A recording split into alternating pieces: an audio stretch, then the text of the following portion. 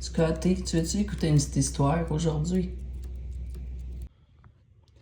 Une aventure d'Eliot Orignal, le bobo d'Eliot. Auteur et illustratrice Andrea Beck. Un texte français de Christiane Duchesne. Eliot Orignal s'éveille et bondit hors de son lit. Quel matin radieux! Il enfile sa chemise et attrape son sac. C'est un grand jour aujourd'hui et il est prêt. Eliot part en expédition avec Bab, sa meilleure amie. Ils vont voyager loin dans la grande maison et ne rentreront pas avant demain matin. Eliot court chercher son sac de couchage. En le ramassant, sa jambe frôle le cadre de la porte et il sent un tiraillement. Quelque chose le retient.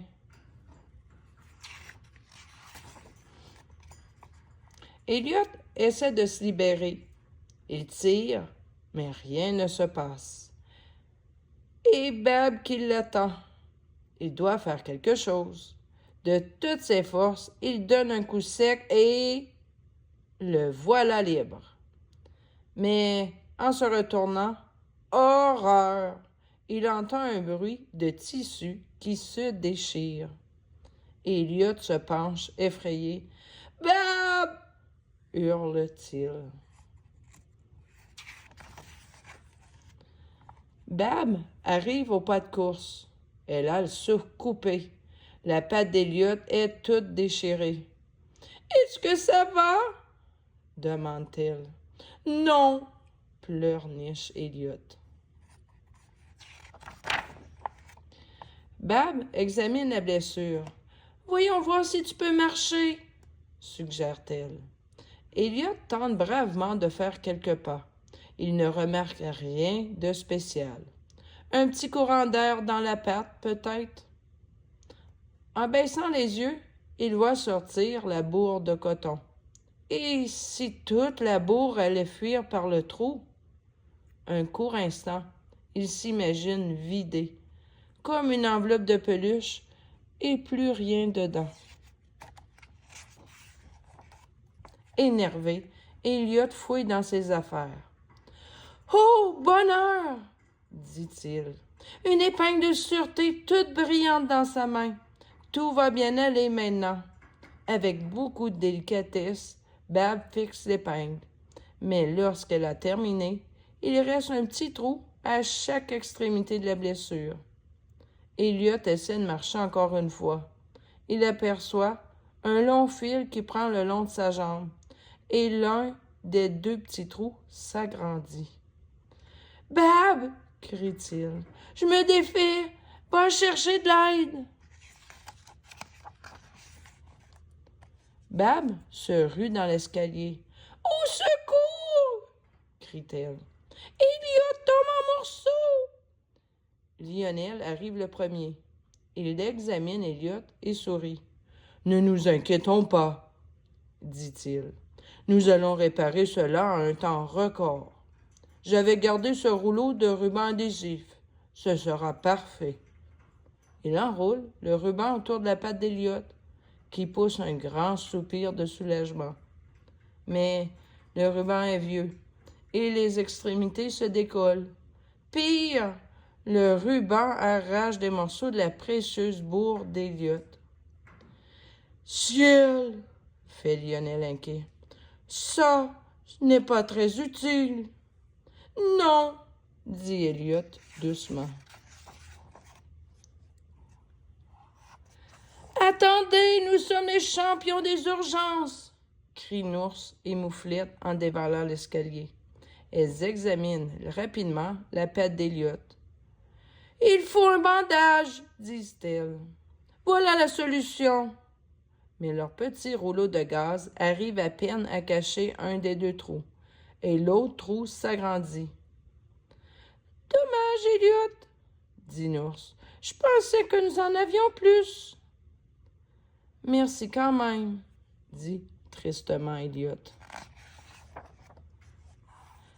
À nous, maintenant, crie Floc et Plouf. Nous savons ce qu'il faut faire. Nous allons coller la patte d'Elliot.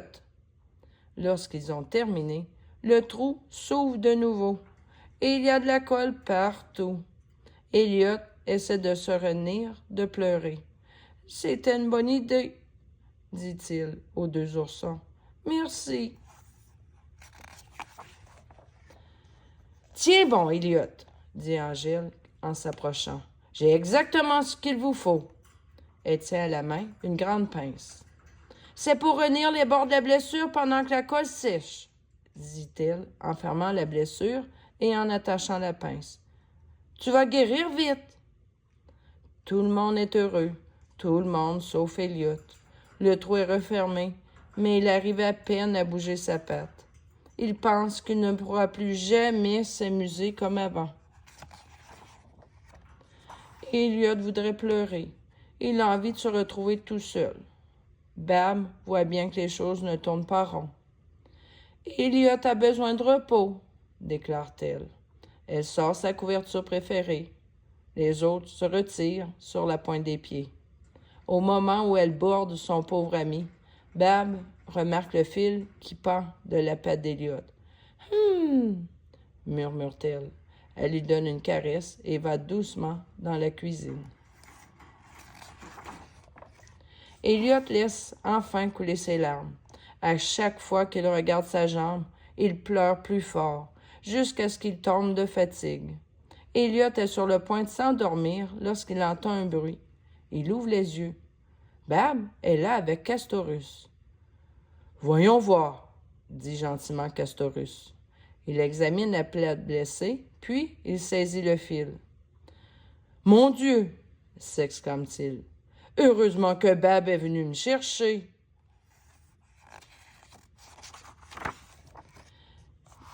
« Grimpe sur ma queue, » dit Castorus. « Je t'offre la course jusque chez moi. Nous allons t'enlever ça. »« Je vais me défaire complètement? » hasarde Elliot. « Ne t'en fais pas, je sais réparer les choses, » dit fièrement Castorus. Dans la cuisine, Castorus fouille dans son placard et trouve du fil et une aiguille. Il défait la pince et éponge la colle. Il déroule le bandage et détache l'épingle de sûreté. Puis, Castorus recoud soigneusement la blessure d'Elliot et en profite pour donner à Elliot un cours de couture. « Pour la prochaine fois, » dit-il. Elliot saute de joie et court autour de Bab. Il fait la même roue. Il vérifie sa patte une fois, 2 fois, 3 fois, puis il s'arrête et va embrasser Castorus. « Merci, » dit Elliot. « Ce n'est rien, » dit Castorus. Elliot se tourne vers Bab, mais avant qu'Elliot la remercie, elle le prend par le bras. « Viens, Elliot, » dit-elle, rayonnante. « Allons voir les autres. » Ce soir-là, Elliot se blottit sous ses couvertures. Il donne une petite tape à sa jambe et soupire, tout content. Elliot sourit. Demain, il part en expédition avec Bab.